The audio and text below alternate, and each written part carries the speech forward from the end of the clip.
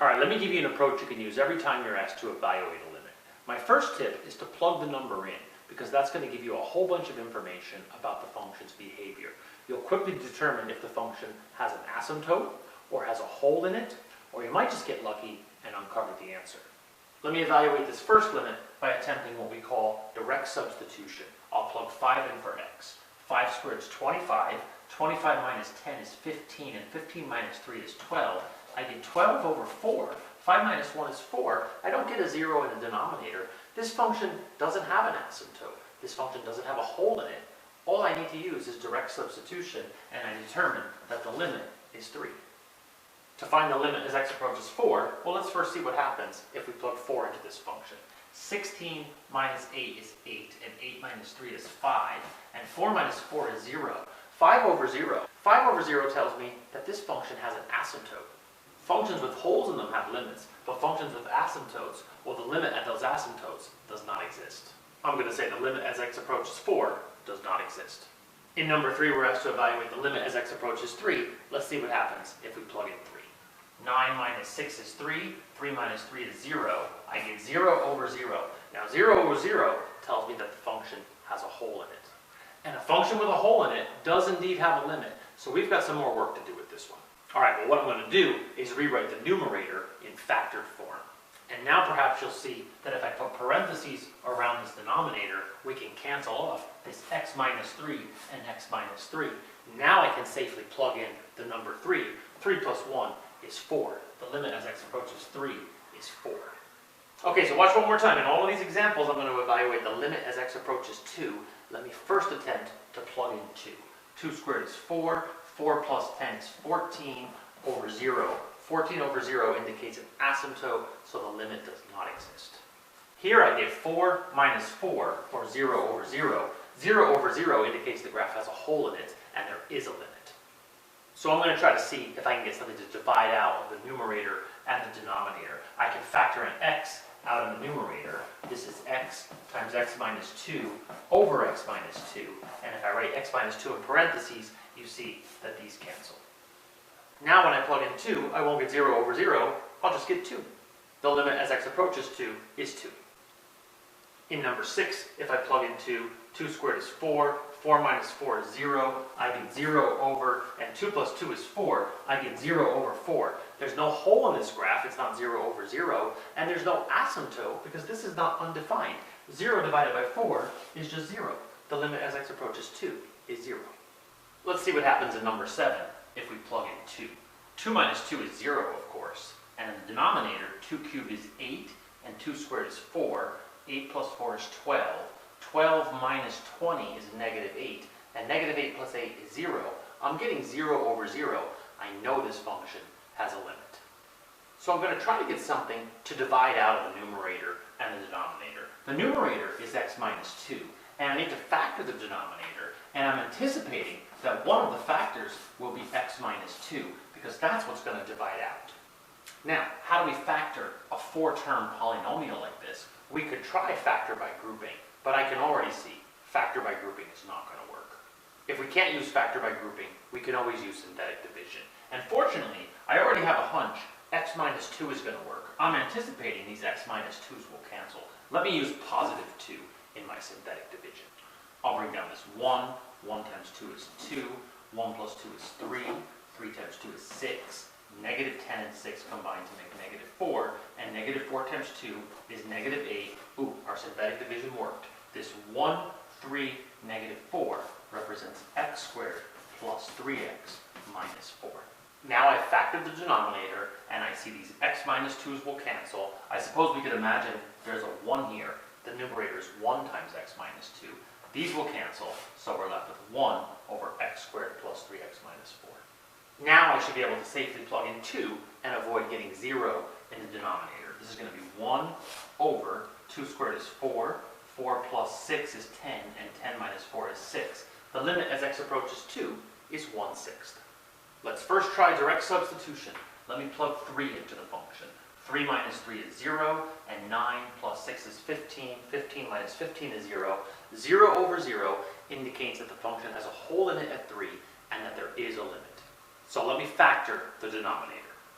The denominator is equivalent to x plus 5 times x minus 3, and the numerator is 3 minus x. However, x minus 3 and 3 minus x are not equivalent. We can't cancel those out. Now, if it said x plus 3 and 3 plus x, that's a different story. Those are equivalent. We could cross those out. But it said x minus 3 and 3 minus x, those are not equivalent. So let me show you a little trick here. I'm going to rewrite positive 3 minus x as negative x plus 3. And now what I'm going to do is factor a negative 1 out of the numerator. Hopefully you see that this is equivalent to this. This is negative 1 times x, or negative x, and negative 1 times negative 3, or positive 3. Now I can cancel these x minus 3's out, and I'm left with negative 1 over x plus 5. And I can now plug in 3. 3 plus 5 is 8, so the limit as x approaches 3 is negative 1 over 8, or negative 1/8. Here's a different looking function, but I'm still going to approach it the same way. Let me try using direct substitution. If I plug in 0, 0 plus 1 is 1, and the square root of 1 is 1. 1 minus 1 is 0, and the denominator, if I plug in 0, would be 0. 0 over 0 tells me that there is a limit. Now, my numerator is not a polynomial. I'm not going to be able to factor the numerator. What I'm going to try instead is a little trick we've used before. Let me multiply both the numerator and the denominator by the conjugate of the numerator. Notice the numerator is a binomial. Square root of x plus 1 minus 1. Let me put those in parentheses. And over here, square root of x plus 1 is another binomial. So to multiply those, I'm going to need to FOIL. So the square root of x plus 1 times the square root of x plus 1 would just become x plus 1. And when we multiply conjugates, the outside and the inside will always cancel. This is positive 1 times the square root of x plus 1, and this is negative 1 times the square root of x plus 1. So those are going to cancel. Negative 1 times positive 1 is negative 1. Now, in the denominator, we have one term here, and here we have a binomial. I can put this in parentheses, and rather than distributing the x to both of those terms, I'm just going to indicate that the denominator is x times this binomial. X times the square root of x plus 1 plus 1. Now, let's look at that numerator. X plus 1 minus 1, this positive 1 and negative 1 cancel. The numerator is just x. And if it helps you, you can think of the numerator as 1 times x. That's also just x. And now you see the numerator is something times something, and the denominator is something times something. It's legal to cancel these x's out. Now I should be able to plug 0 in. 0 plus 1 is 1, the square root of 1 is 1, and 1 plus 1 is 2. So this equals 1/2. The limit as x approaches 0 in this function is 1/2. Let's look at another one like that. Let's try plugging in 1. 1 plus 2 is 3, and this would be the square root of 3. Well, the square root of 3 minus the square root of 3 is 0, and 1 minus 1 is 0. So we certainly have a limit. Let's try the same approach we did in the last one. Let me multiply by the conjugate of the numerator.